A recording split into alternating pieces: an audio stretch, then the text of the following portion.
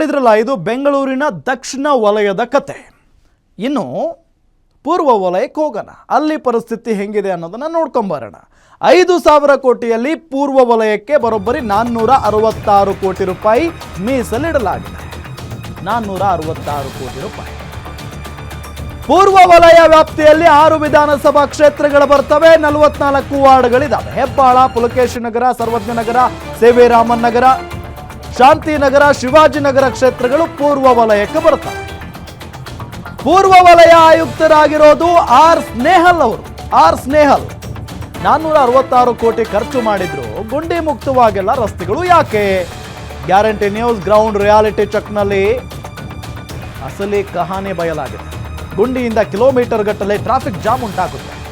ಪೂರ್ವ ವಲಯದಲ್ಲಿ ಪೀಕ್ ಅವರ್ನಲ್ಲಿ ವಾಹನ ಓಡಿಸೋದು ದೇವರಿಗೆ ಪ್ರೀತಿ. ಶೀಮಾರಿ ಹಾಕೊಂಡು ಕ್ಯಾಕರ್ಸ್ ಉಗೀತಾ ಶಾಪ ಹಾಕ್ತಾ ವಾಹನ ಸವಾರರು ಹೋಗ್ತಾ ಇರ್ತಾರೆ. ಯಾರಿಗೆ ಶಾಪ ಹಾಕ್ಬೇಕು ಅವ್ರಿಗೆ ಹಾಕ್ತಾನೆ ಇರ್ತಾರೆ. ಮಲ್ಲೇಶ್ವರಂ, ರಾಜಾಜಿನಗರ, ಗಾಂಧಿನಗರ, ಚಾಮರಾಜಪೇಟೆ, ಗೋವಿಂದರಾಜನಗರ, ಮಹಾಲಕ್ಷ್ಮಿ ಲೇಔಟ್ ಕ್ಷೇತ್ರಗಳು ಇರುವಂತ ಪಶ್ಚಿಮ ವಲಯ.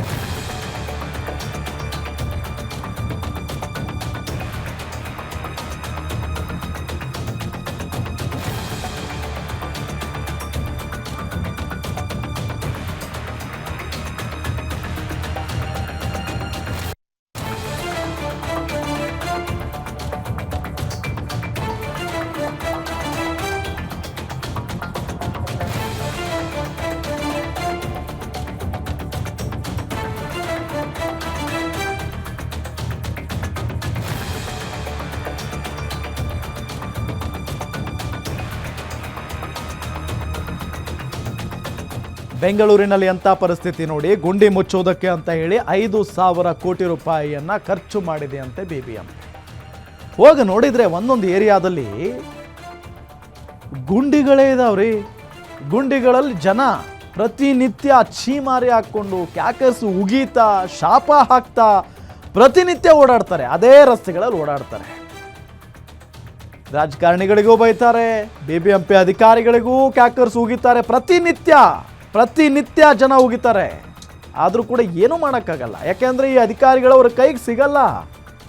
ನೋಡಿದರೆ ಎಂಥ ಬ್ರಹ್ಮಾಂಡ ಭ್ರಷ್ಟಾಚಾರಗಳು ನಡೀತಾವೆ ಅಂತ ಅಂದರೆ 5,000 ಕೋಟಿ ರೂಪಾಯಿ ಖರ್ಚು ಮಾಡಿದ್ದೀವಿ ಅಂತ ಲೆಕ್ಕ ಕೊಟ್ಟರೆ ಹೋಗಿ ನೋಡ್ತೀವಿ, ಸೂಪರ್ ಆಗಿರುತ್ತೆ ನಮ್ಮ ಬೆಂಗಳೂರು ರಸ್ತೆಗಳು ಈಗ ಅಂತ ನೋಡಿದರೆ ಗುಂಡಿಗಳೇ ಇದಾವ್ರಿ. ಇನ್ನೂ ಮುಚ್ಚೇ ಇಲ್ಲ. ಅವನ್ನ ಗುಂಡಿಗಳನ್ನ ಮುಚ್ಚುವಂತ ಕೆಲಸ ನಡೆದೇ ಇಲ್ಲ. ಹಾಗಾದ್ರೆ ಎಲ್ಲೋಯ್ತು 5,000 ಕೋಟಿ?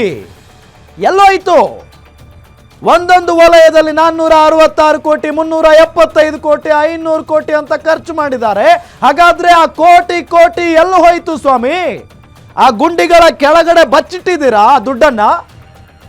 ಗುಂಡಿಗಳು ಹಿಂಗೆ ಇರಲಿ, ಅದ್ರ ಕೆಳಗಡೆ ಬಚ್ಚಿಟ್ಟು ಬಿಡೋಣ ಅಂತ ಏನಾದರೂ ಮುಚ್ಚಿಟ್ಟಿದ್ದೀರಾ? ಏನ್ ಕತೆ? ಎಷ್ಟು ಜನ ಬೀಳ್ತಾರೆ ಅಂತ ಅಂದ್ರೆ ಪ್ರತಿನಿತ್ಯ